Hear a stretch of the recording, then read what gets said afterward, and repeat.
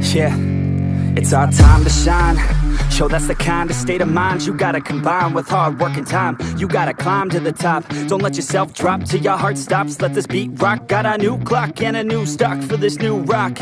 Just let your mind loose from the new stock. Drunk off the goose, thinking that I'm too pop. Getting caught with a few thoughts cause I'm too lost. Off the speakers can't even handle me. Give it what I got, nobody. So what's up guys? Habalieros on the road again. So our video for today is tungkol naman sa mga movie traders kung saan ay maraming nade-deactivate ngayon sa movie. So bakit nga ba sila nade-deactivate? Okay. So pag-uusapan natin ngayon yung mga bagay-bagay na ito ay sarili kong nakikita sa platform kung bakit sila nade-deactivate. Okay, number one na reasons natin, yung nakikita kong mga maraming nade-deactivate is yung kung mababa yung completion rate ng isang rider. So yung completion rate ng isang rider is nanggagaling sa ratings ng mga pasahero natin. Okay. So pag binigyan ka ng 1 star, ibig sabihin nun bababa ng bababa ng bababa ng bababa yung completion rate. May sakay! Spaghetti pababa, pababa ng pababa. Spaghetti pataas, pataas na pataas. Which is kailangan mo talagang pag-ingatan yung completion rate mo dahil yun ang buhay nating mga rider. Oo, nandun na tayo sa time na kahit anong ganda ng serbisyo natin sa mga pasahero natin is meron talaga at meron na nakakalusot na hindi nakakaunawa kung paano natin binibigay yung magandang serbisyo or 100% service na ginagawa natin sa mga pasahero. Okay? Paano masabi? So sa completion rate, hindi ko masabi kung kasalanan ba talaga ng pasahero o kasalanan ba talaga ni rider yung pagbaba ng kanyang completion rate. So based lang to syempre din sa experience ko as a rider. So since rider din naman ako ni movie.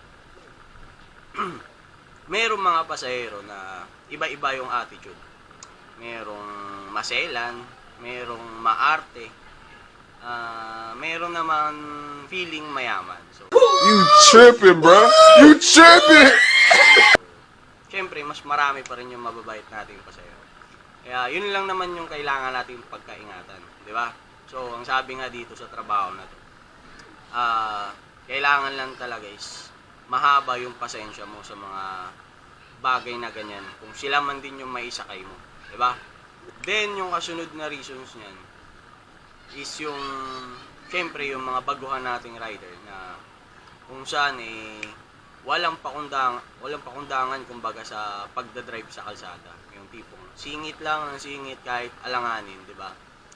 Oo, minsan nandun tayo sa time na may kailangan natin na yung rason kasi ng ibang rider is naihatid naman sila ng ligtas at safe nga. Which is, yun naman talaga yung pinaka-target natin mga rider. Kaso nga lang, minsan, gaya nga ng sinabi ko, merong maarte, merong feeling mayaman, merong, baga basta yung attitude na hindi mo maintindihan ng mga pasahero.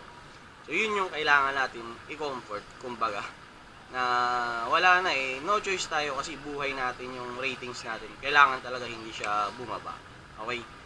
So, ang kailangan nyo lang din talagang gawin, kumbaga papakiramdaman nyo yung mga pasahero nyo na kung okay lang ba na sumingit dito or okay lang ba na bilisan ko yung takbo. Which is, pwede naman nating itanong sa mga pasahero natin kung paano natin sila ipagdadrive or ihahatid ng safe sa pupuntahan nila. Ito pa yung isang reason na nakikita ko. Yung mga tipong pasahero na turo dito, turo dyan, na minsan hindi na nakikita nga nila na lumalayo na tayo sa daan, which is gas nga yung puhunan kasi natin. Diba? So, ang hirap din minsan i-handle ng mga ganyang senaryo kasi nakasalalay nga doon yung mga tawag nito, ratings natin. So, gaya nga na sinabi ko, buhay natin yan, so kailangan talaga pag-ingatan. So, kayo kaya, anong ginagawa nyo?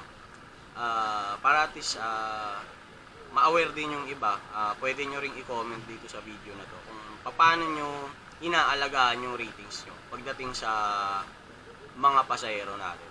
Kasi gaya nga ng iba, lalo-lalo na yung mga bago, maraming nade-deactivate sa kanila dahil sa poor performance na tinatawag na tinrain naman sila, may video naman na kumbaga may seminar naman na which is bago sila makapag-onboard or bago sila makapag-skill assessment, kailangan nilang mapanood muna yung video na yon or matapos nila bago sila dumaan sa training.